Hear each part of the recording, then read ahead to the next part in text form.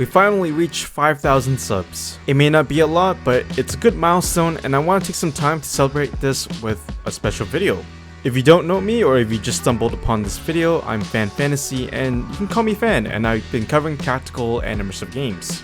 As promised before, I'll be doing a special video than my usual, and I'll be talking about the direction of my channel and what to expect and some possibilities. So stick around, it'll be a fun one because of you guys and your support. This is what my hobby has become. Alright, so I'm going to show you guys my armory and what I've done in the past year, I would say, in this hobby. I just started building these in the last year, and it's all thanks to just playing tank games on YouTube and just showcasing them. And yeah, this is my promise to you guys that I'll show you guys a special video. And so I'm going to show you guys my armory of tanks that I've built over the past year. And yeah, so far we got the T-62, the Leopard 1, the M13, and we got the small Churchill tank, the Lav, the Bradley, the Challenger 1, the Chieftain, and the M1A2 Abrams, the Leopard 2 A6, and the T-72 with the terrain and all that stuff right here. This is the East German variant, all thanks to Gunner Heat PC.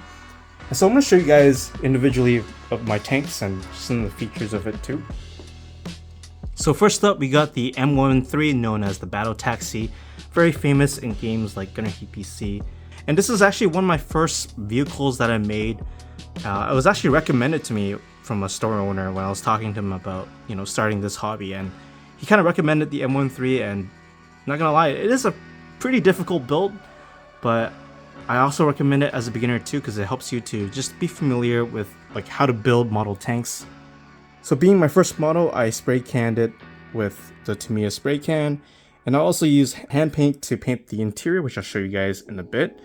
But yeah, I actually made a mistake at first by spraying it too close to it, and I learned my lesson and I just sanded it all over again. But yeah, that was basically one of my biggest fears, was making a big mistake of it, but it turned out to be pretty good. And you can see here, there's the tools right up there. You got the 50 cal machine gun and some more tools in the front, as well as the engine. Unfortunately, the engine is blocked, but for this build, you have to assemble the engine for it. So quite an interesting build compared to the tanks. Tanks are much easier than this, but it really taught me a lot in how to build and cement things together. So this is the interior of the M13. I'm going to flash my light on it, and you can see here there's seats as well as the commander and the gunner's seat as well too, and then we got the driver on the left. But yeah, quite a very detailed build. So after the M13, it took some time to build the Leopard 1. This is probably one of the original Leopard 1 A1s or something like that, and this is from Tamiya as well. This is my first tank, and I didn't really know how to detail or anything or shade it yet, but this was my first Leopard. And then for the third tank, we got the T-62, and this was one of my experimental tanks that I used to learn how to shade and how to weather. I went pretty ham on it, as you can see, and for the tracks, I put a lot of mud as well as on the wheels, and I did add some pigments to it just to make it look like it was used a lot in the dirt. And yeah, pretty cool. And also for the decals, just chipped a little bit of it, and got the Dishka and then the fuel barrels behind. But yeah, really cool tank to use. I was pretty impressed. And so next to the T-62, we got the T-72 by Tamiya, and this one I made it to be East German because, I'm inspired by Gunner Heat PC and I just wanted to build the T-72, and it was a cool tank, even though it may not be the best tank in the world right now.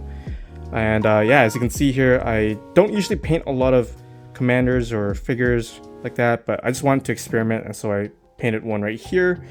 And yeah, he looks like he's radioing in Hans, asking where Frankfurt is. But yeah, this carrying on with what I learned from the T-62, I shaded it as well too, and so you can see the shadowing, and yeah, it looks pretty cool. I spray canned the body, and then for the panels on the side or the skirt, you can see here, I hand painted it to be black. Yeah, and I actually did use Gunner Heat PC as a picture reference as well. And as a bonus, I made a diorama or terrain for the tanks. It's just the basic road with grass next to it, as well as a puddle of water, and yeah, a tank trap on it as well too. But yeah, it looks pretty cool with it. And it was just basically experimenting and my first time making one. So the next tank that you can see here is the Chieftain from Tamiya. This is the Mark V one from Tamiya, but I know the Berlin Brigade uses Mark 10 or whatever variant like that. I'm not too familiar with the Chieftain. But yeah, this is used in Berlin during the Cold War, and so for this one I basically learned how to airbrush, and first time using airbrush for this for one of my tanks actually. And for this one I used tape to tape up which parts need to be painted. I'll show you guys pictures behind the scenes of it. But yeah, it was quite fun to learn how to airbrush at the same time while trying to make this tank more accurate, and I did use a lot of images to kind of get the reference of where the shapes and blocks are. I did added some sandbags because I've seen some pictures where they put sandbags on top, the fuel and stuff like that too. Interestingly enough, it was Husky Actual who showed me the Chieftain with the Berlin Brigade camouflage, and that's when I fell in love with the camo. So yeah, I'm proud to paint this one. And then next we got the Leopard 2 A6. We got the German version of it, and this one was gifted to me by my girlfriend, and the reason why I wanted to build it was really to build this big bad boy or bad cat, as you can say. And yeah, this is my first time learning how to do camouflage. You got the CITV as well as the MG3, and yeah, I added the camouflage netting as a bonus. And it took a while to search for where to buy these things, but I learned that you can actually use just gauze and other things, household things, to replace it as a camouflage netting. But yeah, this was one of my prize, I guess, builds, as you can say. One of my goals of why I wanted to get into this hobby was because of this tank, and yeah, every time I look at it, I'm quite proud of it. And then the next tank we got is the Challenger 1, which I built just before I went to Hong Kong, and this was gifted to me by my friends. And yeah, I thought the desert camouflage or the desert scheme looks pretty good on this one, and then you got the Desert Rat logo. I'm not sure if that's accurate in the Challenger 1 in the real world, but yeah, I just put that on because that would be cool. But yeah, this is a pretty big tank. I'm not gonna lie, I thought it was gonna be smaller than the Leopard, but it's almost bigger than the Leopard. And when I came back, I built the M2A2 ODS Bradley with the desert scheme as well too.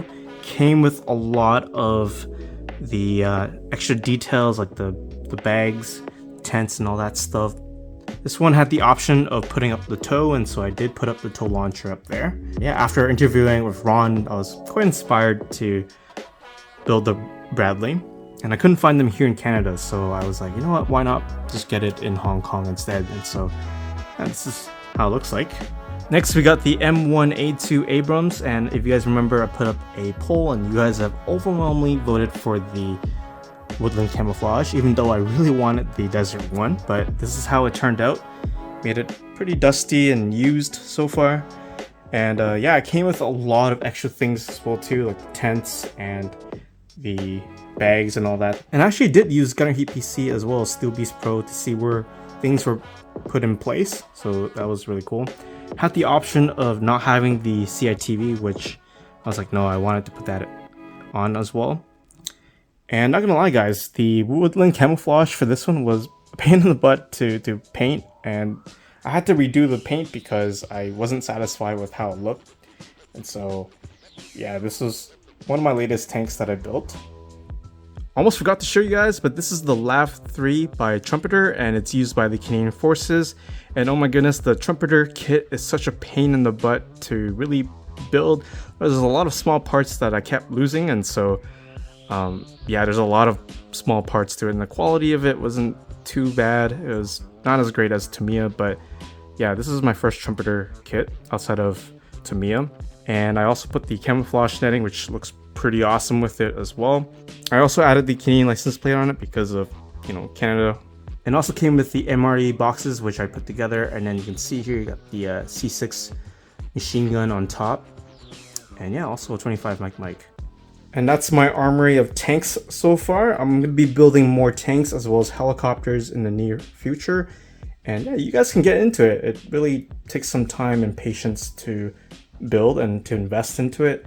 And for me, it took me about a few months to get used to it. And I'm still pretty new at this too. So you guys can also check out my Instagram on these models, which I'll have in the link in the description below. And so yeah, I'll be talking about other things, and yeah, stay tuned for more of my model builds. So before I go on into talking about the future and what I hope to see on my channel, I do want to talk about the past year and what I've done and reflected on. So on my channel, I started out as a personal experiment in how far I can go with it, and I really wanted to cover tactical aspects of gaming. And so I started covering 0 Hour, which was an indie tactical shooter with my friends. I also did cover GTFO, which is a sci-fi horror co-op game. Unfortunately, the gameplay side of things didn't really take off on my channel, and so there wasn't really much going on in that until I picked up Gunner Heat PC in March-April of 2022. But before then, I was actually covering a little bit of Armored gameplay when my crew and I started doing some tank things in Hell Let Loose, and slowly that's when I fell in love with tanks and armored warfare things. When I was looking for tank games to play, I didn't really want to play War Thunder or World of Tanks, just simply because the grind didn't really appeal to me, and I'm at a point in life where I can't just play all day every day anymore. And I was also looking for more realistic and some tactical elements in it, and it just so happened that I found Gunner Heat PC on Steam, and I checked it out, and there was a free demo to play, and yeah, supported it since then. And so I did my first video of Gunner Heat PC, and surprisingly it hit algorithm. And not gonna lie, as I look back in that video, I definitely feel cringe. But I'll probably talk about that another time, perhaps at another milestone. But because of that, I decided to pursue more on armored sims and tank games. I wasn't good at first, but I took the time to just learn and get better as I go on. It wasn't until August of last year that I hit 1,000, which meant that I was qualified to be a YouTube content creator partner. And it also just happened that Gunner Heat PC went into early access on Steam, and so I made a quick guide on how to play Gunner Heat PC, and it became one of my most watched videos, and to this day people are still watching it, which means people are still learning how to play this game. I guess you can say around October of last year was when I felt there was a lot of momentum on my videos and on my channel in general, and that's when I decided to give Steel Beast Pro a try, which I remember people earlier on were telling me to try it out. And so I took my time to learn how to play by using the Leopard 2 as well as the M1 Abrams, and eventually I met some people on the Tank Sim Discord, and big shout out to that community, which I've learned a lot from. And I did a video on why I wanted to play Steel Beast, and to my surprise, it's one of the most watched videos than my Gunner Heat PC guide. I also did 2 separate interviews with Husky Actual, who was a Leopard 2 gunner, and with Ron, who was an M2 Bradley crewman. In those interviews, I've talked about the fire control systems of the vehicles and how they translate into gaming and tactics and many more. More recently, I've tried to shift my gameplay to be a bit more meaningful by adding some educational bits to it that are more topical, which requires a lot more research on my part. But in general, I just want it to be more meaningful than just showing off some gameplay and all that. And it's actually quite rewarding, as I noticed that the view duration went up by about 5 to 6 minutes, which is actually an improvement overall on my channel. I guess my short summary is that I first covered some tactical FPS games until I found out about armored sims and games like Gunner Heat PC and Steel Beast Pro. And it wasn't until last year of October when I felt the momentum of my channel and just seeing the quality going up as well. And currently I want to focus more on just making good quality content by adding meaningful things into it. So in terms of my direction of my channel, you can pretty much expect the same. I'll be covering more armored games like Gunner Heat PC, Steel Beast Pro, and I'll continue to provide more updates on the development of Gunner Heat PC. It's also one thing to just sit and watch gameplay, which I may occasionally do at times, but I do want to cover certain topics like I've done recently, like dealing with air contacts or planning attacks and defenses and many more niche things. And so this is a question of, will I continue to cover tactical FPS games like Ground Branch, Ready or Not, Arma, 6 Days of Fallujah? And the answer is yes, and I'll occasionally cover them, but selectively.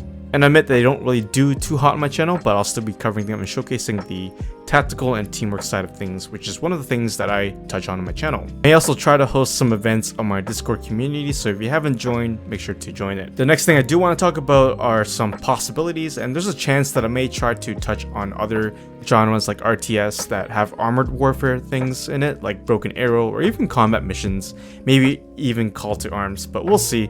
Let me know in the comments if you want to see those. I know I'm more into Cold War and modern day tank side of things, but I might potentially look into getting back into some World War II, things like IL-2 Sturmovik and the tank stuff in there. And going back to the interviews, I do want to look into more of the interviews with more people who have either served or is currently serving.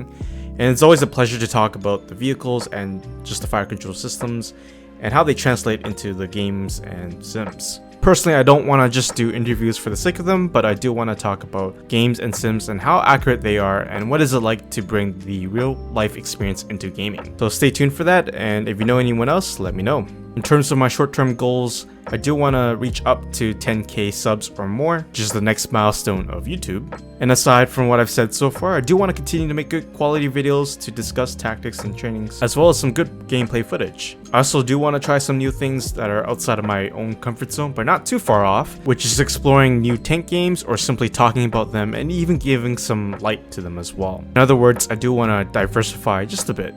Lastly, I do want to continue to build this community up, which you can join my Discord server. I do want to try hosting some events, perhaps in Arma or Ready or Not, Ground Branch, or even other tank games. So whether you're a gamer or an enthusiast, you're welcome to join and to go from there. And before I end this video, I do want to say that this whole YouTube thing is really a hobby at the end of the day. I don't do this full time, nor do I think I will. Having to upload once or twice a week is quite a lot behind the scenes, and it does take some time. But I do enjoy this process, and it's been a fun journey, and I'm so glad and thankful for you guys who have been supporting me by leaving encouraging comments and even good feedback as well too. And I hope to continue to build on this momentum and to continue to further improve as a gamer and as a content creator. And so if you made it this far into my video, well, I want to say thank you for your support in this process, and I'm open to suggestions and ideas. If you haven't subscribed already, well, please do so and join my Discord community if you haven't already. And I hope you guys enjoy this video, and this is a special video that I don't usually do, but because of you guys and your support, you guys have expanded my hobby. So as always, I'll see you guys in my next video.